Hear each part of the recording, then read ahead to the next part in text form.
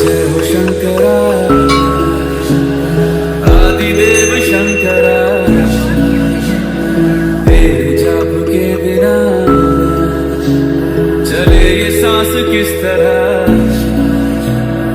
मेरा कर्म तू ही जाने क्या बुरा है क्या भला तेरे रास्ते पे मैं तो आंख मूंद के चला तेरे नाम की जोत ने सारा लिया तमस मेरा नमो नमो शंकर भोलेनाथ शंकर প্ৰায় 200 বছৰ পুৰণি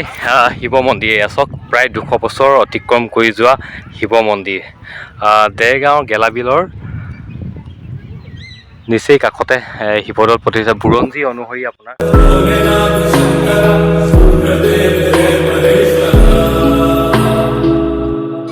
सृष्टि के जन्म से भी पहले तेरा वास था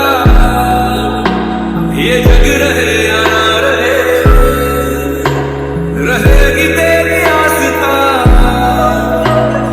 क्या समय क्या करे আৰু এয়াই হৈ গ'ল অসমৰ বিখ্যাত দেৰগাঁৱত অৱস্থিত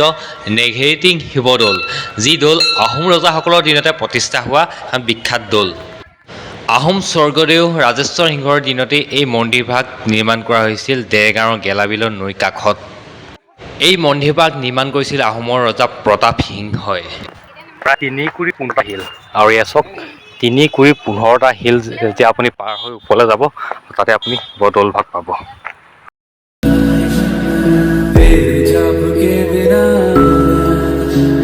चले ये सांस किस तरह मेरा कर्म तू ही जाने क्या बुरा है क्या भला तेरे रास्ते पे मैं तो आंख मूंद के चला तेरे नाम की जोत ने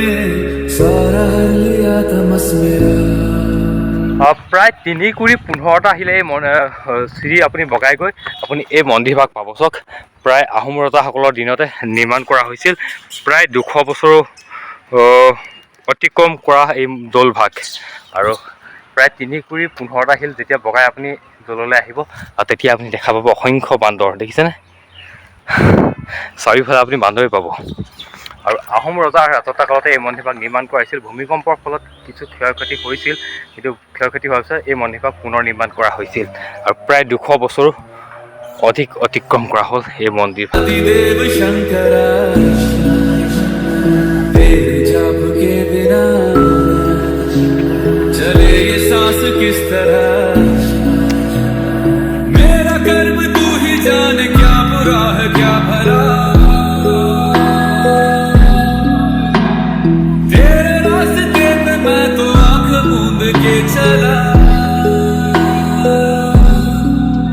तेरे नाम की जोत ने सारा लिया तमस मेरा नमो नमो शंकर भोलेनाथ शंकर जय त्रिलोकीनाथ शंभो जय शिवाय नमो नमो शंकर भोलेनाथ शंकर रुद्रदेव जय महेश्वर सृष्टि के जन्म से भी पहले तेरा वास था ये जग रहे या ना रहे रहेगी तेरी आस्था क्या समय क्या करे लोग में तेरी महानता महानता महानता सीपियों की ओट में मोतियां जिस तरह मेरे मन में शंकरा तू बसा है उस तरह मुझे भरम था जो है मेरा था कभी नहीं मेरा अर्थ क्या निरर्थ क्या আপুনি ৰংঘৰ কাৰেংঘৰলৈ গৈছে নহয় ঠিক তেনেদৰে একেই আৰ্হিতে এই শিৱদৌলভাগ বনোৱা হৈছে। বাহিৰত ইমান গৰম, কিন্তু ইয়াৰ ভিতৰলৈ যেতিয়া সোমাই আহিলোঁ নহয়, চাৰিওদিশে ঠাণ্ডা অনুভৱ হয় আৰু মানুহ অসংখ্য ভিৰ ভিতৰলৈ, য'ত ভিতৰৰ ভাগত শিৱলিংগভাগ ৰখা হৈছে আৰু বাহিৰত পূজাৰীসকল বহি আছে। চোৱা চিতা কৰাৰ পৰা ধৰি তিলক লগোৱালৈকে বাহিৰতে কৰা হয়। আৰু ওপৰতো চক মন কৰক, চাৰিওদিশটো মন কৰক, ৰংঘৰ আৰু কাৰেংঘৰৰ আৰ্হিতে বনোৱা হৈছে আৰু চৌপাশে এটা ঠাণ্ডা ঠাণ্ডা অনুভৱ হয় ইয়াৰ ভিতৰত সোমাই আহিলে।